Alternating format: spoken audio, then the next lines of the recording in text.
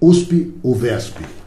Bem, nós estamos recebendo aqui no nosso programa de hoje o jornalista JB Oliveira. JB Oliveira tem um currículo extenso e eu vou traçar aqui um pequeno currículo dele.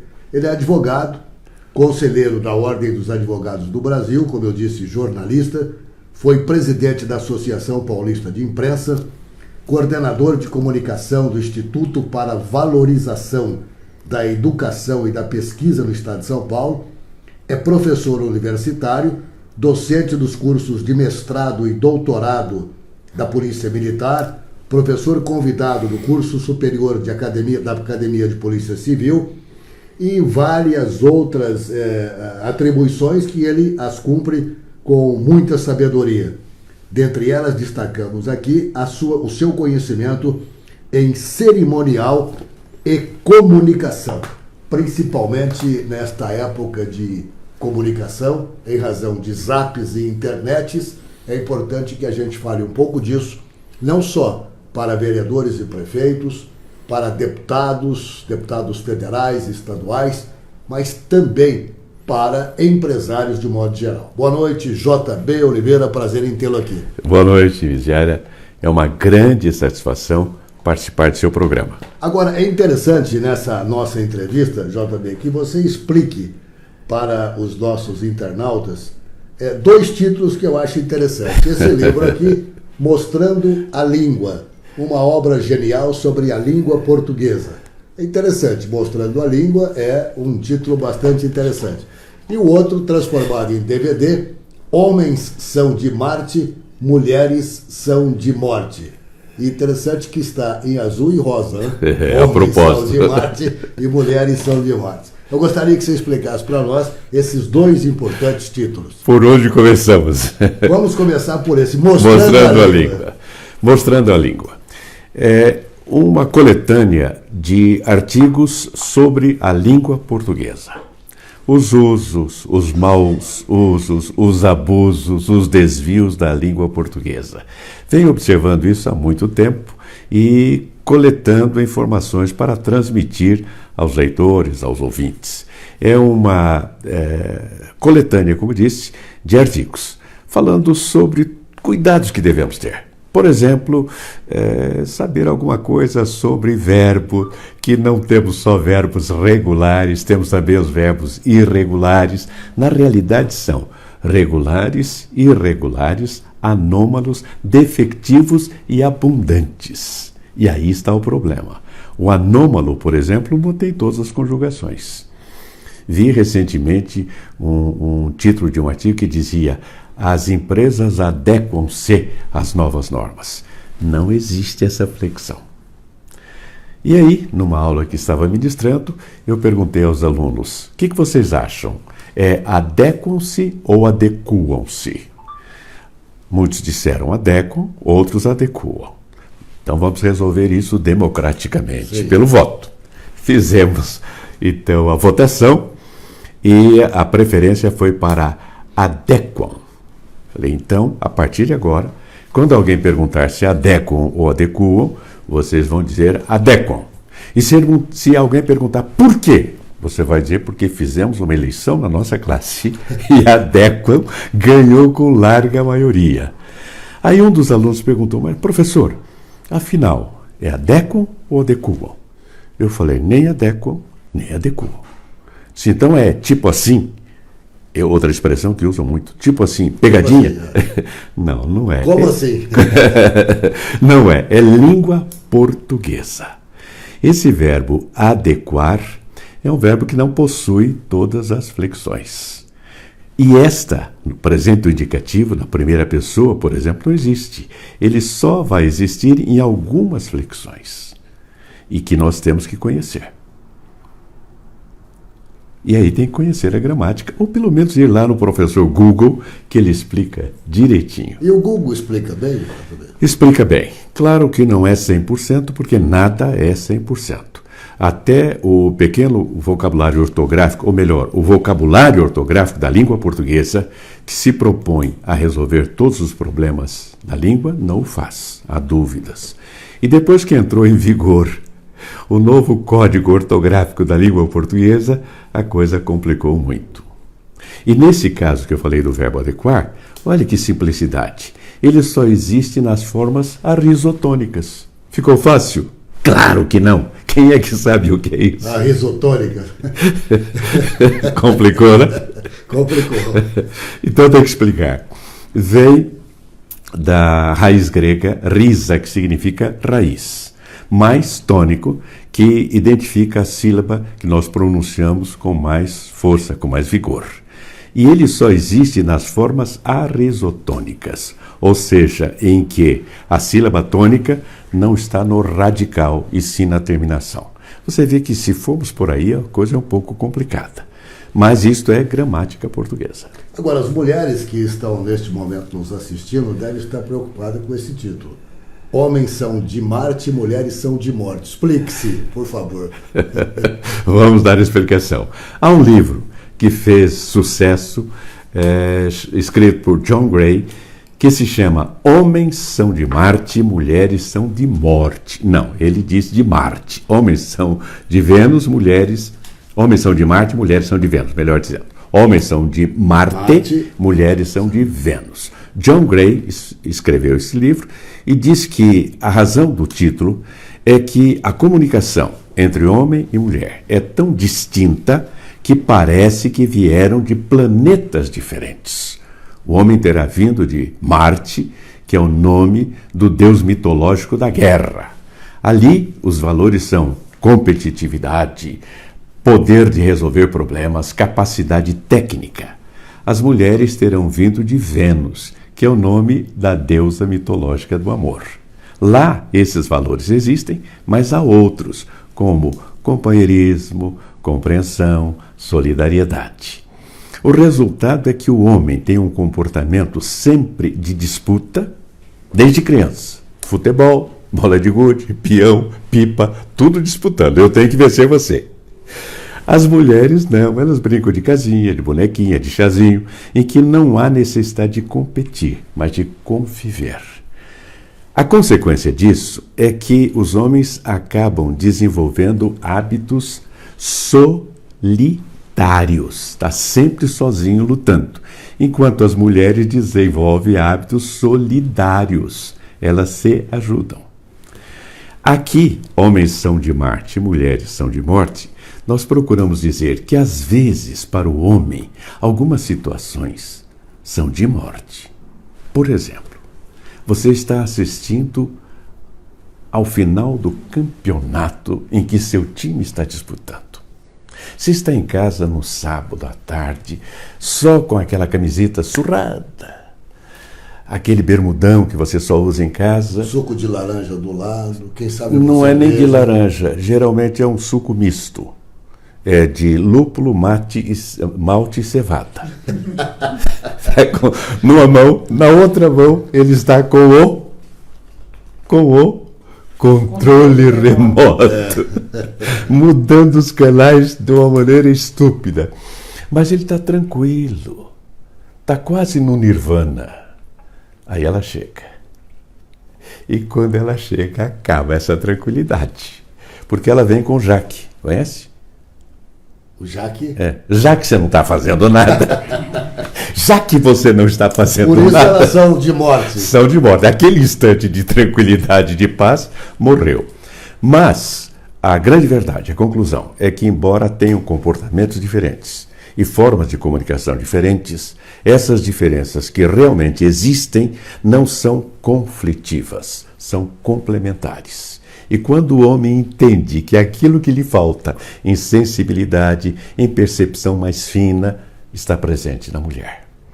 E aí se dão bem. Como eu, que estou casado há 48 anos com a mesma mulher. JB, você está com uma audiência incrível, hein? Olha aqui, ó. O Tiago Cunha Soares é de Praia Grande. Acelera aí, Tiago. A Fátima Correia, o Jorge Niemeyer, o Eduardo Carmona, de Curitiba, o Carlos Manhanelli. Manhanelli é o presidente da Associação dos Consultores Políticos, Cientistas Políticos, consultores políticos do Brasil, hein? ABCOP. A ABCOP. O Edson Vismona, que foi secretário da Justiça. O Edson, meu amigo, já estivemos juntos em debates na OAB. Briga contra a pirataria. Aliás, faz um belo trabalho nisso. E o Jorge Niemeyer, que você falou aí, é o nosso Jorge. Sim. Estivemos juntos no almoço hoje, lá no Mosteiro de São Bento. Jorge, prazer em tê-lo aqui nos assistindo. Foi um prazer. Sentamos nos lado a lado, frente a frente, no almoço. Está aqui também conosco Adilson Leandro, que é de Sorocaba. Professor Dimas Ramalho, conselheiro do Tribunal de Contas do Estado. Grande Dimas. O ex-prefeito de São Paulo, brilhante advogado, Regis Oliveira. O Regis, meu amigo, foi membro da minha comissão na OAB, com muita honra para mim. Comissão de Relações Corporativas e Institucionais. Um grande amigo, Regis. O Leandro Abêndola, ele é secretário de Turismo lá de Ibirá. A propósito, eu quero aqui enviar um forte abraço ao prefeito Edivardi. A reportagem da Rede Vida de televisão teve lá com o jornalista Ilion Lopes, fazendo um trabalho de divulgação da jornada esportiva que reúne 21 municípios, mas também mostrando que já ganhou repercussão nacional no Fantástico, ou Jornal Nacional, se não me engano, o trabalho pelo meio ambiente que os alunos fazem, né? Eles levam latinhas de cerveja, de guaraná, e vão na escolinha, na lojinha das escolas, com o Ibirazinho. Que é a moeda que eles compram, que eles ganham em função daquilo que eles levam. Que né? coisa, que incentivo. E com isso eles compram brinquedos, compram livros, um espetáculo. E o prefeito Edivardi, o secretário de Educação, estão... O Leandro Amêndola. O Leandro é turismo. Eu sei, ele foi meu aluno, fez um curso comigo, sim, querido amigo. O Rodolfo Conceição, procurador jurídico de Caraguá, da Câmara Municipal, esteve aqui conosco hoje, ao lado do Rafael. O Rodolfo está entre os procuradores, viu, professor Dimas? Entre os procuradores municipais que têm uma visão bem horizontal da importância do poder legislativo e do poder executivo. Daqueles procuradores que não ficam segurando o administrador e o presidente da Câmara para realizarem o seu trabalho. Pelo contrário, dão total cobertura. Parabéns, Rodolfo. Obrigado pela sua presença na sede da UVESP. O Valmir Dionísio de Assis, o Antônio Carlos Borges Malta, o advogado Williams Kester, que nos dá uma grande parceria aqui na UVESP, é advogado da região de Rio Preto, o Carlinhos Conquista, que é vereador em Araraquara, o Célio Eustáquio Fonseca e o Romildo Alckmin. São as pessoas que estão conosco até agora assistindo essa transmissão, essa live com você aqui. Dentre o seu currículo, destaca-se os seus amplos conhecimentos em cerimonial. E eu queria aqui tirar uma dúvida com você, ou talvez fortalecer a minha certeza. A execução do hino nacional numa sessão solene, eu fiquei sabendo de certa feita que quem representa a nação é a plateia que está à sua frente e não a bandeira que está ao lado. Então eu insisto muito na execução do hino nacional de ficar de frente para as pessoas que estão na plateia, enquanto alguns viram para a bandeira. Então surge aquela dúvida, quem está certo? O que está de frente ou o que está olhando para as bandeiras? Me diga aí, JB. Obrigado pela pergunta. Bem, deixa-me falar desse livro aqui, porque ele tem 3 partes. A primeira parte é sobre língua portuguesa. A segunda parte é sobre o novo acordo ortográfico da língua portuguesa, especificamente. E a terceira é sobre civismo. Nós escrevemos esse livro há uns 8 anos, aproximadamente. E estávamos preocupados com o rumo que o civismo, o culto às nossas tradições, aos nossos símbolos, estava tomando. Então escrevemos a esse respeito. E um dos artigos aqui fala exatamente sobre o hino nacional. O título é Anunciaram o hino nacional, o que devo fazer? Aí eu começo dizendo, de início, prestando atenção ao que o mestre de cerimônias disse. Porque se ele for efetivamente um mestre de cerimônias que honre esse título, ele terá dito, vamos ouvir o hino nacional. Significa que você vai ouvir, ele vai ser executado com apenas uma estrofe, num ritmo metronômico para apenas instrumento. Se ele disse vamos entoar ou cantar o hino nacional, significa que vão ser as duas estrofes para serem cantadas. Primeiro, por aí. Segundo, posição em relação ao hino nacional. Muitas pessoas dizem que tem que ficar com a mão no peito. Pode ficar com a mão no peito, mas não tente ficar com a mão no peito, não é obrigatório. Geralmente os militares é que ficam, não é? Não, os militares ficam em continência ou em posição de sentido. Por quê? A Lei 5.700, que é a Lei dos Símbolos Nacionais, diz que nós temos que ficar numa atitude de respeito. Apenas isso. Significa que você não deve ficar conversando, não deve ficar rindo, não deve ficar andando, a menos que você esteja trabalhando. Se não, começou o hino nacional, pare onde estiver. Aí vem a sua pergunta. Voltarmos-nos para a bandeira ou não? Não é necessário. Por quê? A própria Lei 5.700 diz que os símbolos nacionais são o hino nacional, a bandeira, nós temos também o selo, o brasão e o selo. Esses são os símbolos nacionais, que estão no artigo 1º, elencados um a um, significando que eles são independentes e harmônicos. Como diz a legislação, que devem ser a legislação, não, a Constituição, que devem ser os 3 poderes. Pois bem, significa que se eu estiver usando um dos símbolos em relação à minha pátria, eu não preciso necessariamente usar o outro. No instante em que eu estou entoando o hino nacional, ele é o símbolo nesse instante. Tanto que há solenidades em que há a execução do hino nacional sem a bandeira. Há locais em que a bandeira está hasteada e não há execução do hino nacional. Conclusão: eu não preciso me voltar para a bandeira, porque nesse instante o símbolo que nós estamos em que nós estamos honrando a pátria brasileira é o hino nacional. Alguém poderá argumentar, mas os militares fazem isso. A questão é que a tropa normalmente está voltada para o dispositivo de bandeira. Então a bandeira já está lá à frente. Por isso a tropa está voltada para a bandeira. Observe uma coisa. Imagine uma mesa em que estejam sentadas várias autoridades e a bandeira do Brasil atrás. Pode? Pode, desde que as pessoas sentadas não cubram a bandeira. Então ela pode estar atrás. Aí anuncia-se o hino nacional. Todos se levantam e vão ficar de costas para o público olhando para a bandeira? Não faz sentido. Em muitas solenidades, alguns olham para o público, outros olham para a bandeira. Estão errados? Não. Mas o correto é você, naquele instante, olhar para a representação do Brasil, da nação brasileira que está ali através dos cidadãos. E o elemento que está sendo utilizado, o símbolo que está sendo utilizado nesse instante, é o hino nacional. Agora, JB, tem... Bom, então vamos lá, estamos certos, olhando para frente, para a representação da nação brasileira.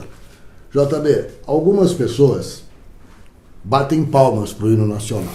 Outros não, porque não se deve. Entretanto, quando um cantor ou um instrumentalista executa o hino nacional, aí é permitido as palmas? Boa pergunta e você já deu a resposta. O cerimonial ortodoxo diz que nós não devemos aplaudir o hino nacional quando nós entoamos, porque estaríamos aplaudindo a nós mesmos. Não. Agora, se ele é apresentado por um cantor, por uma orquestra, por um conjunto, aí nós estamos aplaudindo aqueles que executaram o hino nacional. É outra coisa. Entretanto, Miziara, em alguns cerimoniais que tenho feito, alguns aplaudem, outros não, eu faço essa exposição e digo, mas o hino nacional brasileiro é um dos poucos fatores que nos movimentam civicamente. Porque você ouve aquele hino tão bonito, tão harmonioso, com as palavras tão tocantes, você sente um ímpeto de aplaudir. Então aplaudamos. E eu peço então que todos aplaudam o hino nacional, não sem antes esclarecer que não é o que se faz obrigatoriamente. JB, por ter sido jornalista e repórter, uma das coisas que eu gosto de observar em jogos da seleção brasileira, não um jogo comum, que eu nem assisto. Em jogos da seleção, quando vai se entoar o hino nacional, eu observava antes, dificilmente um jogador estava cantando o hino nacional. Agora parece que tem uma maioria acompanhando. Houve alguma orientação, na sua opinião, de cima da confederação ou dos técnicos, sei lá? Que eu conheça, não. Mas tem havido, de tempos para cá, o ressurgimento de um sentimento de civismo, de patriotismo. Isso foi espontâneo. Agora, isso já está tendo um reforço no campo oficial, mas veio lá de dentro, porque tudo aquilo que é bom e de que nos furtamos acaba fazendo falta. Você e eu nos lembramos da nossa infância, do então grupo escolar. Educação moral e cívica. Pois é. Não tem mais esse. Educação moral e cívica, em que nós aprendíamos o respeito à pátria, o respeito aos símbolos. Aqui também eu falo a respeito disso. Que nós aprendíamos com as primeiras letras que nós tínhamos duas famílias. Uma família de sangue e uma família pátria. E que nós devíamos amar tanto essa família quanto a nossa família. Quando se tirou o civismo, então esse amor à pátria desapareceu. Quando desaparece o amor à pátria, fica apenas o amor egoísta a si mesmo. E isso explica porque tanta roubalheira nesse país que lá atrás não havia. Havia alguns desvios, sim, desde que o homem é homem, mas não nessa proporção. É que esses cidadãos não aprenderam que têm o dever de amar o seu irmão de nacionalidade, de amar aquele que nasceu como ele, bafejado pelo mesmo vento, sob a mesma bandeira do Brasil, e que às vezes está precisando de recursos, e esses recursos foram embolsados desonestamente por esses antipatriotas. Agora, JB, quando você fala em recuperação do sentimento de pátria, de civismo, teria isso a responsabilidade de ter empurrado aqui o público que assiste os jogos continue em capela cantando, entoando o hino nacional, cantando o hino nacional? Sim. Foi esse sentimento que arrastou essa plateia? Sim, e também um saudosismo, porque lá entre eles estão os de cabelo branco ou sem cabelo, que tiveram essa formação. E, de repente, eles estão ali num instante em que o Brasil está entrando numa disputa futebolística, mas nesse instante, aqueles homens lá estão representando o Brasil, vão entrar em campo. E a pessoa sabe, até inconscientemente, que o seu aplauso, que a sua presença, que o seu cântico vai estimular aqueles jogadores. E é muito gostoso perceber isso, é muito bom ver isto. Muito bem, vamos aqui anunciar mais alguns internautas conosco, e quando nós falamos em educação moral e cívica, um dos grandes batalhadores que faz disso suas palestras é o conselheiro Dimas Ramalho. Ele trabalha muito nessa área de moral e cívica. O Paulo Alves Pereira, Vinícius Bueno, Daniel Fernandes de Itu, a Sandra Zupello e a Marli, ou Anali Venâncio de Bebedouro. A todos esses internautas, o nosso agradecimento pela audiência que vale a pena. Agora vamos falar um pouco de comunicação, mas antes disso, antes de entrar na comunicação, nós temos tempo para isso, eu queria discutir com você a questão da formação de mesa solene e da plateia que ainda insiste em ficar com o celular ligado, que é pior atender no celular. Vê se eu estou falando certo. Numa reunião, ou num seminário, ou numa sessão solene, que é na Câmara, a figura mais importante é o presidente do Poder Legislativo. Se não for lá, é o prefeito municipal. Estou certo? Estou errado? Como é que é? No âmbito da Câmara Municipal, sim. Se o evento é da Câmara Municipal, sim. Se é um evento cívico da cidade, é o prefeito. E qualquer solenidade dessa natureza oficial, aqui o governador esteja presente, ele é automaticamente o presidente, portanto, a maior autoridade. Da mesma forma, o presidente da República nos estados da federação. Quando o governador vai para uma mesa solene, os secretários devem ir ou não? Não necessariamente. Mas podem. Podem ir de acordo com a pertinência. Tivemos uma solenidade que era na esfera da segurança pública. Então o secretário de Segurança Pública acompanhou o governador, porque havia outras autoridades. Neste caso, porque era um encontro relativo à Secretaria de Segurança Pública. E nesse caso ele representava todos os secretários. Vamos falar agora um pouco de comunicação. Se puder... Mas se me permite ainda responder sobre o tal de celular. Esse é um problema sério. Eu já vi você fazendo o trabalho de mestre de cerimônia, com toda a sua sapiência. A primeira coisa que você condena é o celular ligado. Só que é uma situação delicada. Você pedir para as pessoas desligarem o celular ofende alguns. Então, numa das ocasiões, começando uma solenidade, eu disse: Camões diria: cessa tudo quanto antiga musa canta. Como não sou poeta com a verve de Camões, eu pedirei apenas, por gentileza, coloquem o seu celular no modo silencioso. Que é o que deveriam todos fazer. Né?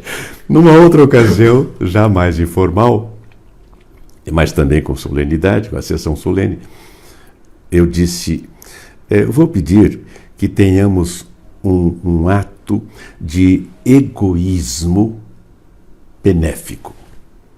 Ficaram pensando que seria egoísmo benéfico. Faça o seguinte: coloque o seu celular no modo silencioso. Aí, quando ele tocar, somente você vai ouvir. Tá certo. Egoisticamente, né? Uma outra coisa que em solenidade acontece é de haver muitos oradores. Na abertura de um salão São Paulo de Turismo, do nosso amigo Jarbas Favoreto, havia 9 pessoas à mesa. Eu perguntei: Jarbas, todos vão falar? Ele disse: precisa, tá bom. Aí, feita a abertura, eu disse: perguntaram-me certa feita, como professor de oratória, quantos tipos de discurso há? E eu disse: apenas 2, os bons e os longos. Nós agora vamos ouvir uma série de discursos e todos serão bons. Tá certo. Recado perfeito. Comunicação. Meu caro JB, você que é mestre nessa área, hoje nós estamos vivendo o tempo de zap. As pessoas não conversam mais. Conversam através de zap. Em mesa de restaurante eu já vi o marido aqui e a mulher na frente no zap. Dá a impressão que eles estavam falando um com o outro. Porque sorriem enquanto leem. O que você diz disso? O que é o papel da comunicação hoje nesse mundo da mundialização, nessa informática, nesse trabalho de informatização que atinge o mundo inteiro? Bom, isto é uma marcha ascensional da civilização. E Euclides da Cunha disse que todos nós estamos condenados à civilização. Ou evoluímos ou morremos. Então, queiramos ou não, nós temos que adequar-nos às novas normas, aos novos costumes. E um deles é esse. A comunicação hoje é rápida. Foi-se o tempo em que as pessoas ficavam 1h30, 2 horas ouvindo um orador. Isso não existe mais. Hoje as pessoas têm pouco tempo e pouca disposição, pouca paciência para ouvir. Então tem que ser da mesma forma. Então tem que ser mensagens rápidas, mensagens concisas. Para isso, você deve ter em mente esta dica: qualquer mensagem só tem 2 elementos que a constituem: conteúdo e forma. Conteúdo é aquilo que você tem de dizer, e forma é a maneira que você vai usar para dizer. Às vezes o conteúdo é bom e a forma é ruim, se perde. Então é necessário juntar bom conteúdo com boa forma. Segunda dica: toda comunicação de qualquer campo tem apenas 3 pontos fundamentais: início, meio e fim. Vai falar alguma coisa? Lembre-se de que há um início, um meio e um fim. Por que eu digo isso? Porque às vezes a pessoa inicia e depois perde-se ao longo da fala, não dá sequência. É necessário que cada assunto tenha início, meio e fim. Você fez uma parte, início, meio e fim, e volte àquilo que você estava falando. Uma outra dica é que início, meio e fim têm que estar alinhados nesta ordem. Ou seja, comece pelo início. Há pessoas que começam pelo meio e aí não sabem para onde vão, se vão para frente ou para trás. Cada uma dessas partes também, é outra dica, tem a sua razão de ser. Não estão ali por acaso. O início é para motivar as pessoas a ouvi-lo. Esse início tem que ser rápido e tem que ser instigante, motivador. Tecnicamente, o início recebe o nome de exórdio e foi definido por Cícero como sendo a parte do discurso que prepara o auditório para bem receber a mensagem. Então ele tem que ser motivador, instigante e curto. O segundo é o desenvolvimento, é onde você vai vender o peixe. A sua ideia, o seu projeto, o seu trabalho, a sua comunicação, você vai vender aqui. De que maneira? Suscitou interesse? Levantou o ânimo? Mantenha esse ânimo elevado. De que maneira? Usando notícias, fatos, números, coisas importantes para dar consistência. Para prender a atenção. Exatamente. Você vai prender se for consistente. O início tem que ser original para chamar a atenção. O meio tem que ser consistente para manter a atenção e vender a ideia. E o fim? O fim tem que ser marcante.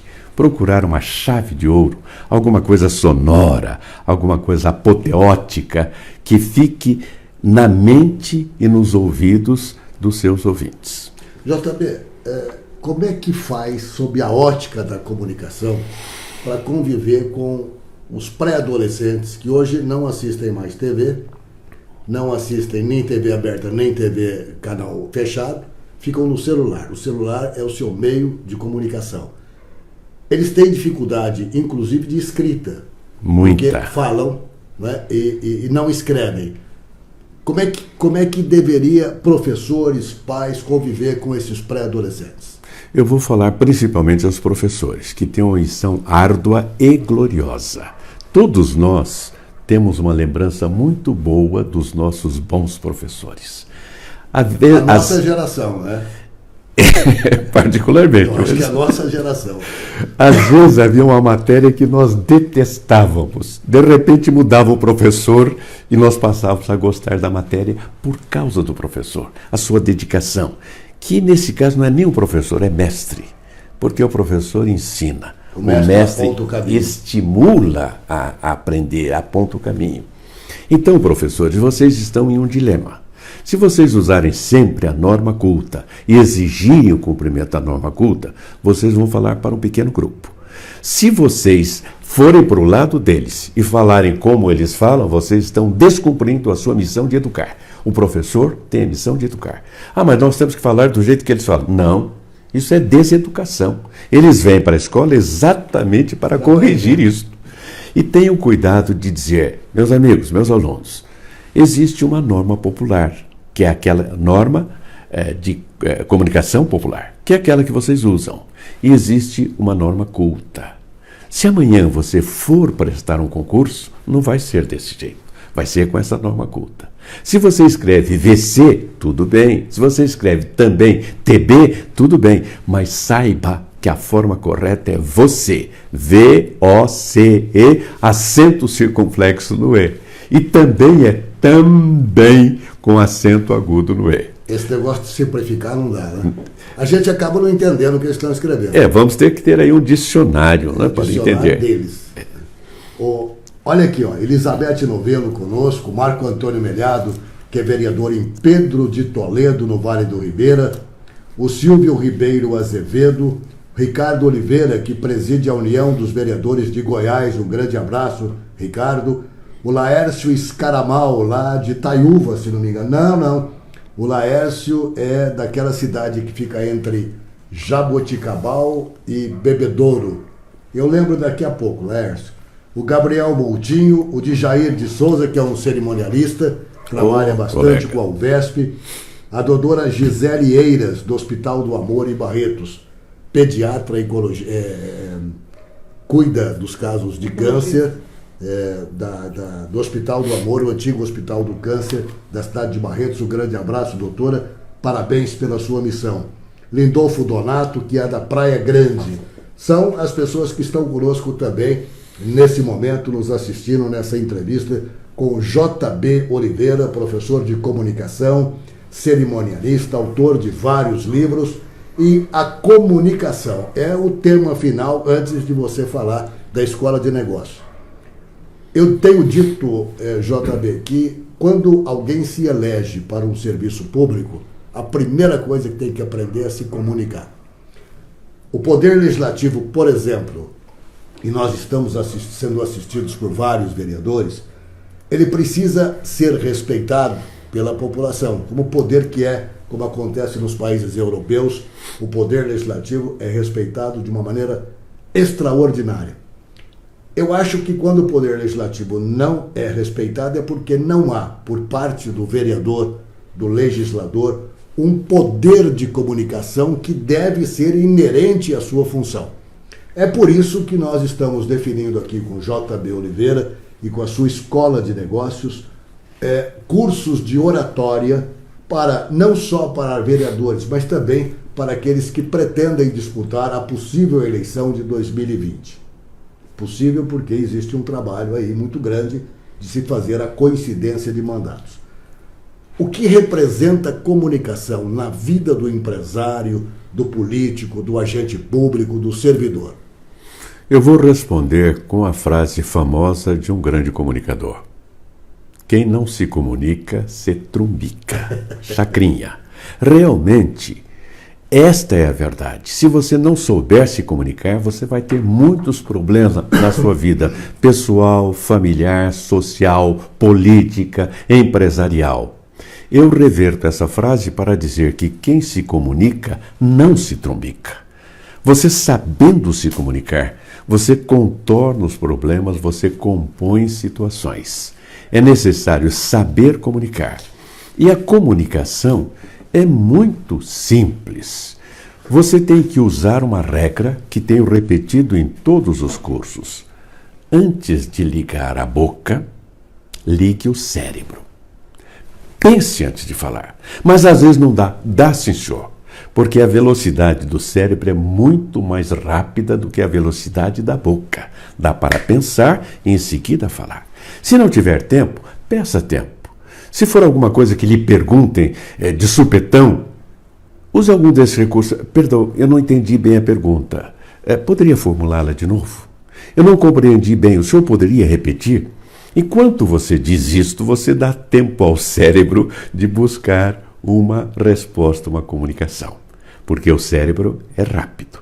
E nós, que somos caipiras, temos um provérbio que diz que enquanto o chicote sobe e desce, o lombo descansa. Enquanto você dá isso, dá tempo ao cérebro de pensar. Muito bem. Nós estamos aqui, eu lembrei agora, o Laércio é de Taquaral, grande Laércio, grande Taquaral, cidadezinha gostosa que fica entre Jaboticabal e Bebedouro, pela rodovia Washington Luiz. O Auro Nardelli está conosco aqui, o Vinícius Vasconcelos, a Jaqueline Lisboa, o vereador Timba, que preside o Parlamento Regional de Assis, mais de 20 municípios agrupados nos parlamentos, nesse parlamento que é formado pela União de Vereadores do Estado de São Paulo. E o Rafael Gomes, que esteve com o Rodolfo aqui, ele que é chefe de gabinete de Caraguá e que tem uma visão muito boa no sentido de que o vereador precisa sair do seu gabinete e trabalhar com a população, ou seja, ficar mais próximo do povo. Estamos fazendo uma grande parceria com a Câmara Municipal, o presidente da Câmara é que determinou ao Rafael e ao Rodolfo, procurador jurídico, que aqui estivessem, para conversar, conhecer um pouco dos projetos que a UVESP pode proporcionar às câmaras municipais. JB, para esse encerramento, você que foi diretor do Diário da Imprensa Oficial do Estado, ocupou vários cargos de relevância, uns remunerados, outros não. A maioria, aliás. A maioria não. Você que presta um grande serviço à coletividade, está agora com a empresa de negócios. Fale um pouco sobre ela. Escola de Negócios. Escola de Negócios, desculpe, empresa de negócios. Escola de Negócios é aquilo que o nome diz. É uma escola voltada para implementar negócios. Negócios não são apenas financeiros. Negócio é o desenvolvimento pessoal, cultural, educacional. A nossa escola de negócios está aqui na Avenida Paulista, 1159, 16º andar. Temos ali um espaço de 1.000 metros quadrados, temos 14 salas, tanto que usamos para cursos, como aquelas que estão ociosas, locamos. Então, se a sua empresa precisa de uma sala para um treinamento, nós temos. Locação temporária ou prolongada? Como for a necessidade do cliente.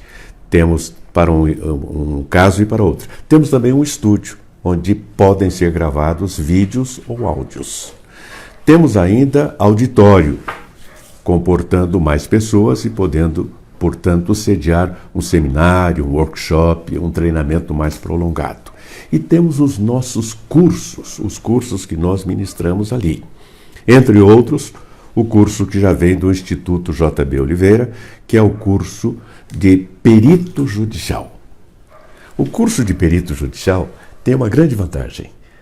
Capacita a pessoa a ingressar de imediato no mercado de trabalho. Qual é esse mercado de trabalho?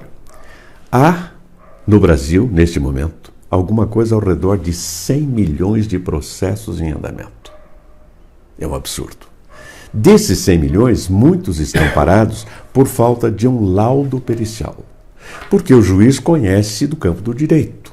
Se o problema, o processo, é na área médica, ele não tem como prolatar uma sentença fundamentada, a não ser que, exatamente, precisa de um laudo pericial, e aí ele nomeia um médico como perito judicial. Esse é o campo do perito judicial. O outro curso que tem tido bastante demanda é o de juiz arbitral, ou árbitro, que é um dos chamados MESCs, Métodos Extrajudiciais de Solução de Conflitos. O Poder Judiciário, o Conselho Nacional de Justiça, o Supremo Tribunal Federal estão preocupados em diminuir o volume de processos. Só no ano passado entraram 26 milhões de processos. 26 milhões de processos em um ano. E para isso estão estimulando a solução dos problemas fora da justiça comum. A desjudicialização das demandas. E aí entra a figura do juiz arbitral, que resolve o problema aqui sem que a parte tenha que entrar no Poder Judiciário. E isto é fundamentado em uma lei, Lei 9.307, de 96, que diz no artigo 18 que o árbitro é juiz de fato e de direito e que a sentença que ele proferir não fica sujeita a recurso ou homologação pelo Poder Judiciário. Por ali é resolvido. Mata Tem ali. poderes para isso. Tem poderes para isso, com uma vantagem sobre a sentença judicial. Terminou uma ação na primeira instância, a parte que perdeu dificilmente vai recorrer, vai para o tribunal. Lá no tribunal, a parte que não teve também ganho de causa vai recorrer para o Superior Tribunal de Justiça. Lá vai tempo, recursos, amolação. Aqui não, a sentença do juiz arbitral é terminativa. Terminou, não há condição de recorrer. Esses dois cursos finais que você falou, que eu tenho certeza que tem alguém ouvindo e interessado, o de perito, quanto tempo é o curso? Os nossos cursos são cursos de imersão total. Apenas um dia de parte presencial. Depois tem a apostila e tem o material complementar, que pode ser ministrado através da internet. Isso para Mas perícia. presencial é tanto perito como juiz arbitral. Apenas um dia presencial, 8 horas, e depois o material através da apostila e também o material didático complementar por internet. Olha, o JB, nós estamos com boa audiência aqui, os representantes dos parlamentos regionais. A UVESP tem 34 parlamentos constituídos. Diga. Né? Cada um representando em torno de 20 câmaras municipais, você multiplica, você tem os 645 municípios. Aqui nós estamos com o Deloro Serafim, que é presidente do parlamento da Mogiana, que pega ali a região de São João da Boa Vista e vem até Bococa, por aí. O Paulo Panhosa Neto, que vai tomar posse no evento nosso, dia 26 de julho, de Monte Azul Paulista. Ele é o presidente do Parlamento Regional do Vale do Rio Grande. Está aqui conosco também a Suzy Tenani, da AMA, Associação dos Municípios Araraquarenses, que deve fazer no mês de setembro o congresso da AMA, de bom resultado. Os prefeitos ali, a AMA representa 125 municípios, 134, os prefeitos se organizam e participam, vereadores. Parabéns, Suzy, pela sua organização.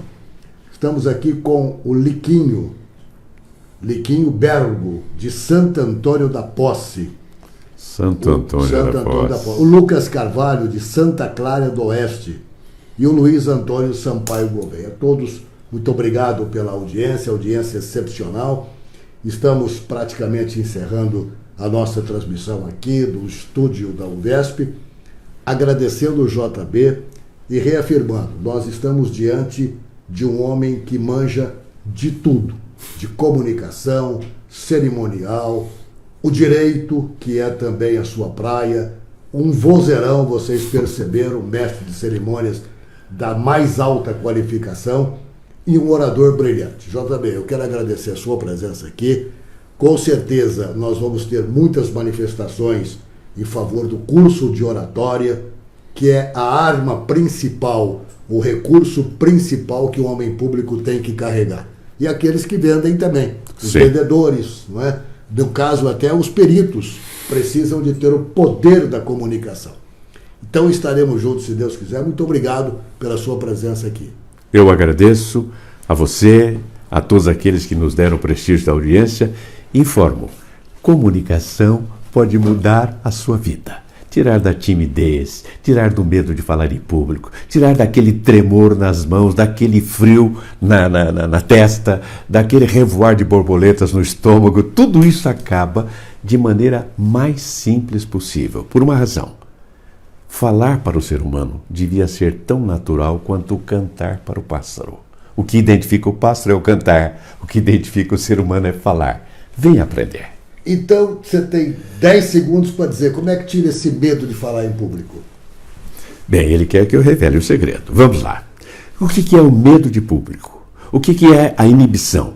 A inibição, se formos trocar a palavra, vai ser insegurança, incerteza. Você não tem certeza de nada, de qual vai ser a reação do auditório, de qual vai ser a sua própria reação, de como você vai se sentir naquele meio. E isso faz com que você tenha quase que um travamento.